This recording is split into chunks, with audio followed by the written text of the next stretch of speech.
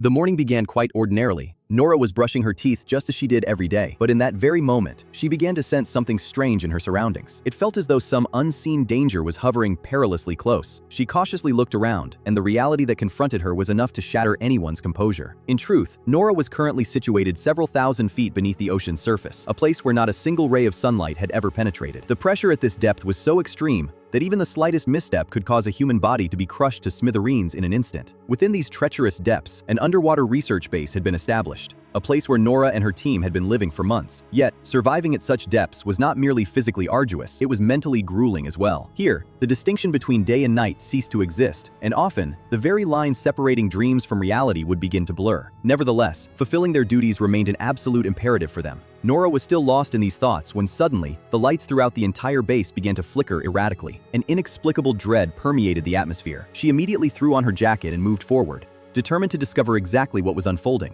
But as she advanced, her gaze fell upon water dripping from the ceiling above, and the sight made her heart stand still. At such extreme oceanic depths, even a minor leak serves as an ominous harbinger of death. Before she could even fully process the situation, the base's wall suddenly gave way, and water began to surge inward with terrifying speed. In a matter of moments, the situation spiraled completely out of control. Desperate to save her own life, Nora sprinted with all her might toward an adjacent corridor, simultaneously rousing the rest of the sleeping crew members. Utter pandemonium erupted all around. Everyone began screaming as they scrambled frantically toward her. Somehow, everyone manages to reach another room, but upon arrival, they face yet another shock. The door mechanism has failed. It simply wouldn't lock. Without wasting a moment, Nora immediately sets about repairing the system herself. Just then, she spots a group of people struggling against the rising water, rushing toward them. She shouts, urging them to hurry, but fate is not on their side. Before they can reach the door, the rapidly surging water engulfs them completely. Witnessing this horrific scene, the others are frozen with terror. Finally, in the nick of time, Nora succeeds in engaging the mechanism,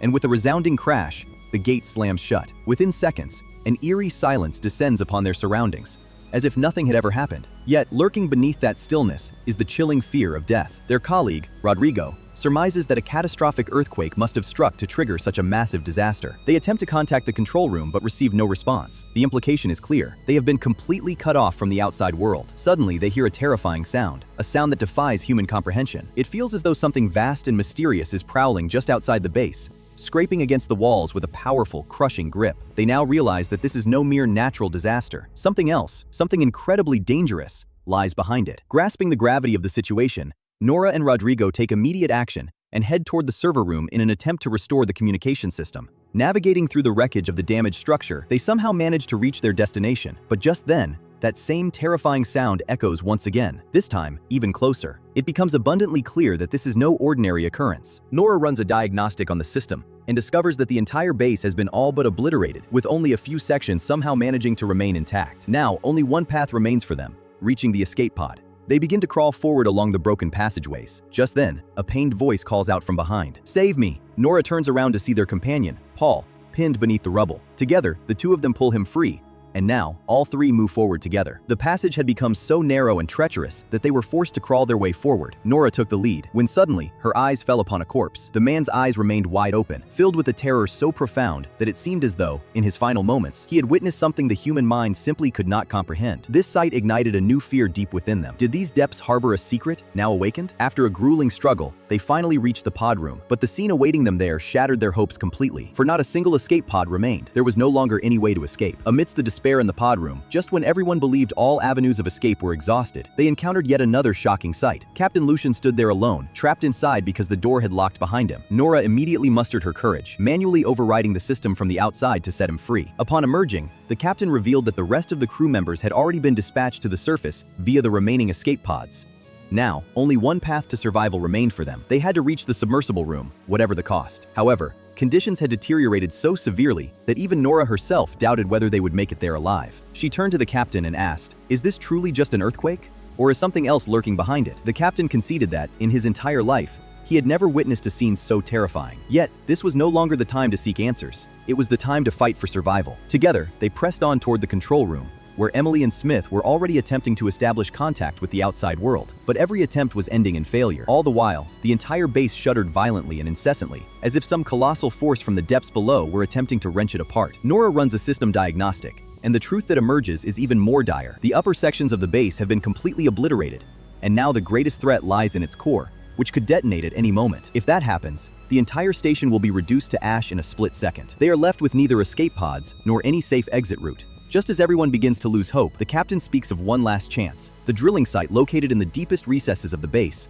where a pod might still remain. Upon hearing this, Paul expresses his concern. The site is nearly 1.5 kilometers away. Reaching it under these conditions is virtually impossible. Just then, they receive a final signal originating from the drilling site, but it contains nothing but the agonizing screams of humans and the terrifying sounds of some unknown, monstrous creature. It becomes chillingly clear that they have awakened not merely a natural disaster, but something far more sinister. Seeing no other option, the entire crew dons their heavy-duty underwater suits, their last remaining hope. But the moment they step outside, death awaits them. Suddenly, a crack appears in Rodrigo's helmet, and in the very next instant, the crushing pressure of the ocean pulverizes his body. The sight leaves everyone utterly horrified. Now, every step they take brings them closer to death. Amidst the terror and pain, they somehow manage to reach the cargo lift and scramble inside. The captain warns everyone that they must escape the base as quickly as possible, for it could erupt like a volcano at any moment. The lift begins its slow descent into the depths. Just then, a distress signal appears on the screen. A faint glimmer of hope ignites. The captain immediately halts the lift and instructs Paul and Smith to venture out and investigate the signal. The two step out into the dark, frigid, and terrifying ocean, a place where even light itself seems to be swallowed whole. After taking just a few steps forward, they sense that something is following them. Somehow, they manage to reach the location, but the scene there is even more terrifying. The entire area is covered in a strange, viscous substance they had never seen before. The pod is empty, but nearby, they discover the corpse of one of their companions, entangled in wires. The captain immediately orders them to return, but just then, his gaze falls upon the corpse. Something was stirring inside its back. Before they could make sense of it, a strange and terrifying creature suddenly burst out of its back and attacked Paul. Somehow, Smith managed to kill the small creature.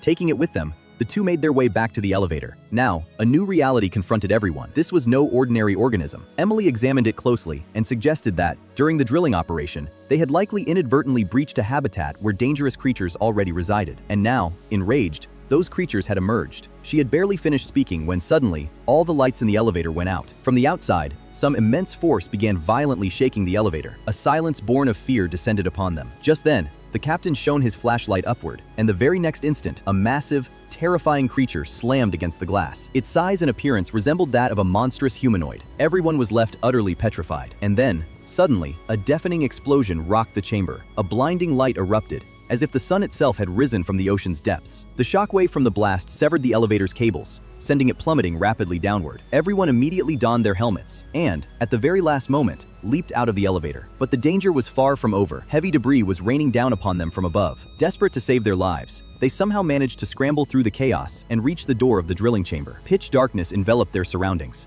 and within that darkness, shadows stirred, ominous signs indicating that the true danger still lay ahead. By the time they reached the drilling chamber, they were already battered and exhausted. Yet, upon arriving, they were dealt another crushing blow. The door was completely jammed. After several attempts, they somehow managed to pry it open and enter. Yet, no sooner do they venture forward than that same terrifying sound echoes from above once again. The captain tries to reassure everyone that it is likely just the sound of the base crumbling around them, but the fear is clearly visible on his own face as well. Slowly, they advance through the narrow, tunnel-like passage, a path that grows increasingly constricted and perilous with every step. Suddenly, they reach a point where the way forward is completely blocked by rubble. Now, only one option remains: to traverse to the other side by going underwater. Nora summons her courage, secures her helmet tightly, and, without wasting a single moment, dives into the deep water. A few moments later, having reached the other side, she signals for the others to follow. One by one, they all successfully navigate the treacherous passage. However, just as it finally becomes Paul's turn, the atmosphere shifts once more. He senses that someone is behind him in the murky depths, something unseen, yet whose presence is undeniably palpable. The instant he turns to look behind him, a strange shadow vanishes in the blink of an eye. The captain calls out to him repeatedly, but receives no response. Left with no other choice, they grab hold of his safety cable and begin to haul him in. Moments later, Paul starts moving back toward them, bringing a fleeting moment of relief to everyone. But that relief is short-lived. Suddenly, an unknown force on the other side yanks violently at the very same cable. Paul screams in terror, and the others frantically attempt to sever the cable, but it is already too late. In the blink of an eye, Paul's body is torn in two. His helmet fills with blood, and he meets a gruesome, agonizing end. The horror of the scene is so overwhelming that the survivors, paralyzed by fear and shock, turn and flee in panic. Now, one by one, his companions were dying, and with every death, their morale was crumbling. After a while, they reached a control room where the sight that greeted them left them utterly stunned. A massive drilling machine, weighing thousands of tons, lay twisted and mangled, as if someone had snapped it apart like a toy. This scene made it abundantly clear that the threat confronting them was far greater than any human force. Emily admits in a trembling voice that this is all their own fault. They have disturbed the depths of the ocean, and now those very depths are exacting their revenge. However, the captain steadies her, insisting that now is not the time to give up. Meanwhile, Smith's suit had been severely damaged. He himself states that if he were to venture outside, he wouldn't survive, and urges the others to leave him behind and press on. But the captain refuses to abandon him. He somehow manages to repair Smith's suit, and together, the group moves toward their last hope, the drilling site. Beneath the water, a dense darkness enveloped everything, a void where even light seemed to vanish. As they moved forward, Nora repeatedly sensed a presence unnervingly close to her, as if something invisible were lurking in her immediate vicinity. Suddenly, a strange creature darted past them, causing everyone to look around in terror. The captain immediately ordered everyone to switch off their lights so as not to attract the creature's attention. In the midst of this, they realized that Smith had suddenly vanished. They began searching for him, when suddenly Nora spotted a strange force dragging him away into the darkness. Acting on pure instinct, Nora rushed after him as the creature dragged Smith into a narrow cave. The captain immediately followed suit. Venturing deep inside, they found Smith. Fortunately, he was still alive. The captain pulled him out to safety, but just then, he realized that he had left his gun inside the cave. He went back in to retrieve it, and this proved to be his gravest mistake. Just as the captain attempted to exit the cave, a massive, terrifying monster suddenly emerged from the depths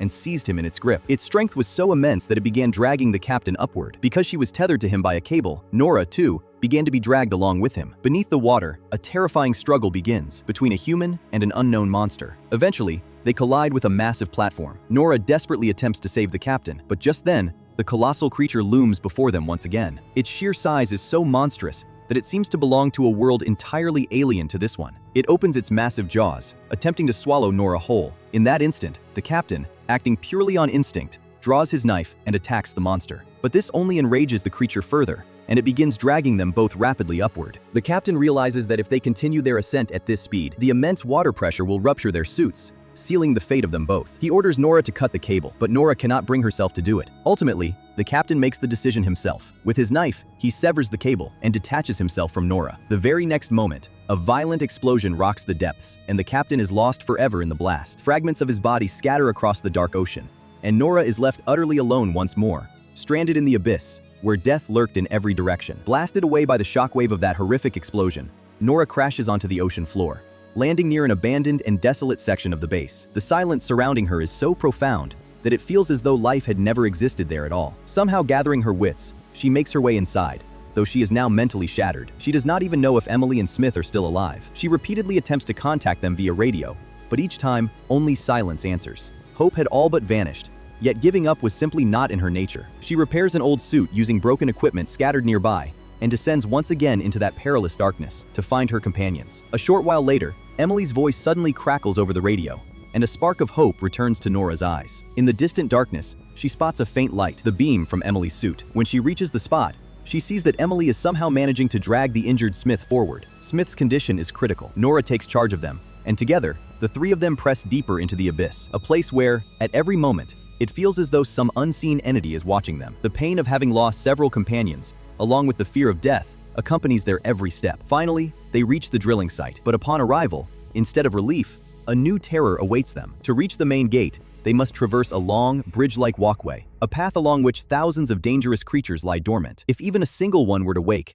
their survival would be impossible. Holding their breath and moving with extreme caution, they begin to inch forward, but once again, luck abandons them. Suddenly, one of the creatures awakens and lunges directly at Nora. Nora immediately urges Emily to flee while she herself confronts the beast. The creature opens its massive maw, attempting to swallow her whole, but this time, Nora does not flinch. Summoning every ounce of courage, she fires her gun directly into the monster's gut. With a violent explosion, the creature drops dead on the spot, and Nora bursts free, tearing her way out through its carcass. Yet the cost of this battle proves steep. The remaining creatures too now begin to stir. At that very moment, something happens that leaves her breathless. The entire platform from which these creatures hung suddenly begins to rise, and from the darkness, a colossal shadow emerges. As Nora looks closer, she finds herself facing a marine leviathan of such immense scale that it defies human imagination, so vast that even towering skyscrapers would appear dwarfed in its presence. Death now stood staring her directly in the face. Gathering her remaining strength, Nora sprints toward the main gate, but the colossal monster slams its foot onto the walkway with such force that the entire area shakes, as if an underwater nuclear explosion had just occurred. Thrown back by the shockwave,